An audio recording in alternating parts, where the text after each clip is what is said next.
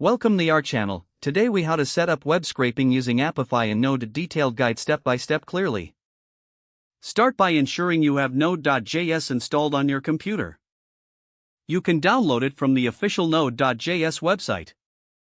Once installed, open your command line interface. Create a new directory for your Apify project. Navigate into that directory using the command line.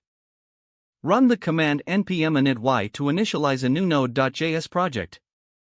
Next, install the Apify SDK by running npm install Apify. After installation, create a new JavaScript file in your project directory. Name the file scraper.js. Open scraper.js in your code editor. Import the Apify SDK by adding const apify equals require apify at the top of the file. Define your main async function by typing apify.main async equals. Inside the main function, create a new request queue with const request queue equals await apify.open request queue. Add a URL to the request queue using await request queue.add request URL https://example.com.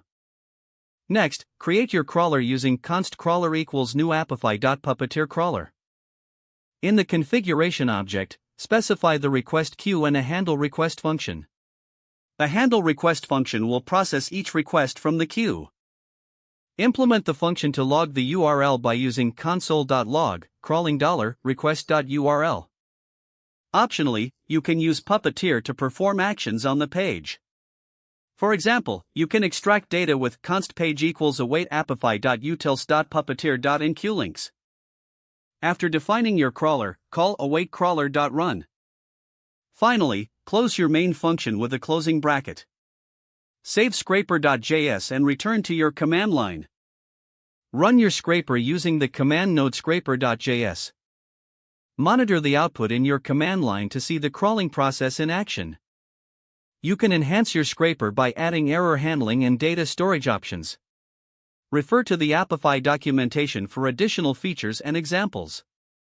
Once your scraper meets your needs, it's ready for deployment or further enhancement.